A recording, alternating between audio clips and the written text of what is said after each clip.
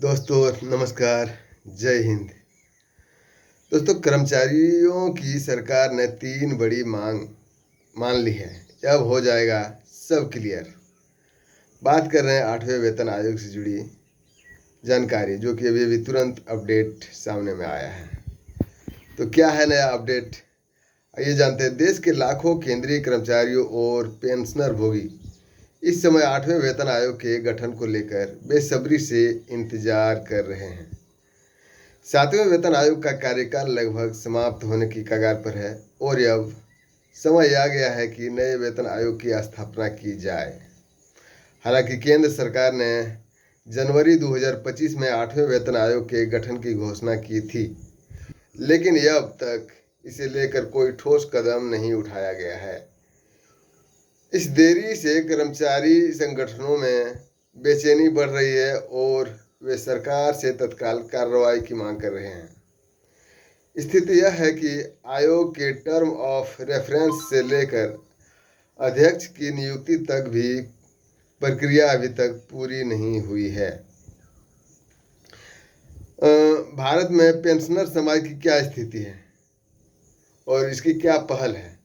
देश की सबसे पुरानी प्रभावशाली पेंशन भोगी संस्था भारत के पेंशनर समाज ने इस मुद्दे को गंभीरता से लेते हुए सरकार के समक्ष अपनी चिंताएं व्यक्त की है। संस्था ने वित्त मंत्री और कार्मिक एवं प्रशिक्षण विभाग के सचिव को एक विस्तृत पत्र लिखकर 8वें वेतन आयोग के गठन में हो रही देरी पर गहरी चिंता जताई है। इस पत्र में संस्था ने स्पष्ट रूप से 3 मुख्य मांगे रखी है, जिसका तत्काल समाधान आवश्यक है। भारत के पेंशनर समाज का यह कदम न केवल पेंशन भोगियों की आवाज़ उठाने का प्रयास है, बल्कि सरकार को अपनी जिम्मेवारियों का एहसास दिलाने का भी प्रयास है। संस्था का मानना है कि इस देरी से करोड़ों कर्मचारियों और पेंशनर भोगियों के हितों पर नकारात्मक प्रभाव पड़ रहा है।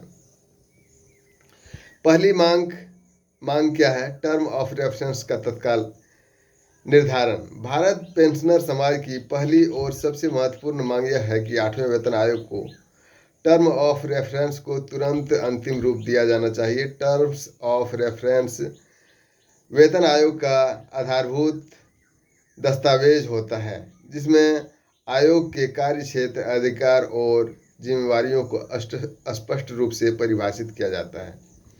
इसके बिना वेतन आयोग अपना काम शुरू नहीं कर सकता है और न ही इसकी कोई कानूनी स्थिति होती है। वर्तमान में इस महत्वपूर्ण दस्तावेज को तैयार करने में हो रही देरी पूरी प्रक्रिया को धीमा कर रही है। कर्मचारी संगठनों का मानना है कि सरकार को इस मामले में तेजी लानी चाहिए ताकि आयोग का काम जल्द से जल्द हो सके। दूसरी मांग, अध्यक्ष और सदस्यों की तत्काल नियुक्ति।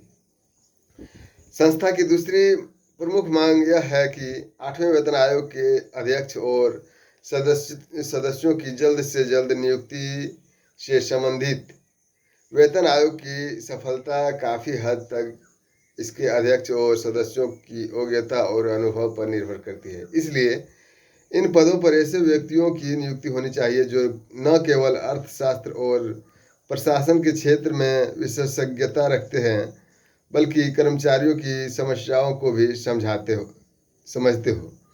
अध्यक्ष और सदस्यों की नियुक्ति के बिना वेतन आयोग का गठन अधूरा है और इसकी प्रणाली शुरू नहीं हो सकती।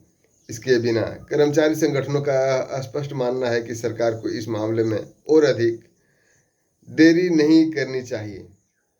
तीसरी मांग क्या है? पेंशनर भोगियों को उचित प्रतिनिधित्व। भारत में पेंशनर की तीसरी सबसे महत्वपूर्ण मांग यह है कि 8वें वेतन आयोग में पेंशनर भोगियों का उचित प्रतिनिधित्व सुनिश्चित किया जाना चाहिए। पिछले वेतन आयोग के अनुभव से यह स्पष्ट हो गया है कि जब तक पेंशनर भोगियों की आवाज़ सीधे तौर पर वेतन आयोग तक नहीं पहुंचती, तब तक उसकी समस्याओं का सही समाधान नहीं हो पाता। पेंशनर भोगियों की अपनी अलग चुनौतियां और आवश्यकताएं होती है, जो सेवारत कर्मचारियों से भिन्न होती है। इसलिए वेतन आयोग में पेंशनर भोगियों का प्रतिनिधित्व न केवल उचित है, बल्कि आवश्यक भी है। यह सुनिश्चित करने से पेंशन संबंधी नीतियों में बेहतर सुधार आ सकता है। सोशल मीडिया पर फैलती अफवाह का प्रभाव क्या हो रहा है? 8वें वेतन आयोग के गठन में हो रही देरी का एक नकारात्मक परिणाम यह भी है कि सोशल मीडिया और अन्य प्लेटफॉर्म का पर तरह तरह की अफवाहें फैल रही है। इन अफवाहों से न केवल कर्मचारियों और पेंशनर भोगियों में भ्रम की स्थिति पैदा हो रही है, बल्कि उनके मनोबल पर भी नकारात्मक प्रभाव पड़ रहा है। कुछ लोग गलत जानकारी फैलाकर कर्मचारियों की भावनाओं का फायदा उठाने की कोशिश कर रहे हैं। भारत पेंशनर समाज ने अपने पत्र में इस समस्या की ओर सरकार का ध्यान आकर्षित किया है और अनुरोध किया है कि तत्काल स्पष्टता लाई जाए। जब तक सरकार की ओर से कोई आधिकारिक घोषणा नहीं होती है, तब तक यह अफवाहों का सिलसिला चलता रहेगा। कर्मचारी संगठनों का मानना है कि यदि सरकार इस तीनों मांगों पर तत्काल कार्रवाई करती है तो न केवल वेतन आयोग की प्रक्रिया तेज होगी, बल्कि कर्मचारियों और पेंशनर भोगियों का भरोसा भी बना रहेगा।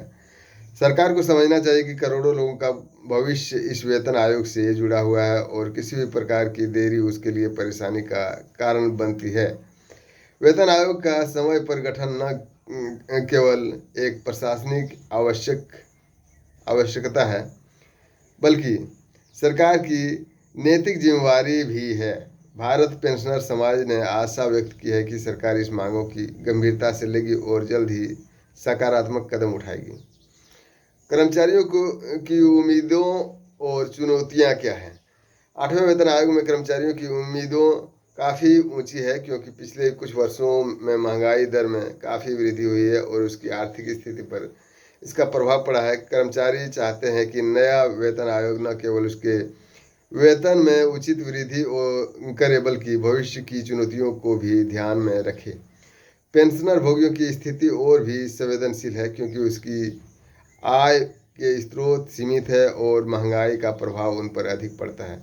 इसलिए वेतन आयोग के गठन में और अधिक देरी उसके लिए समस्या बन सकता है। सरकार को इस सभी पहलुओं पर गंभीरता से विचार करनी चाहिए और तत्काल आवश्यक कदम उठाना चाहिए।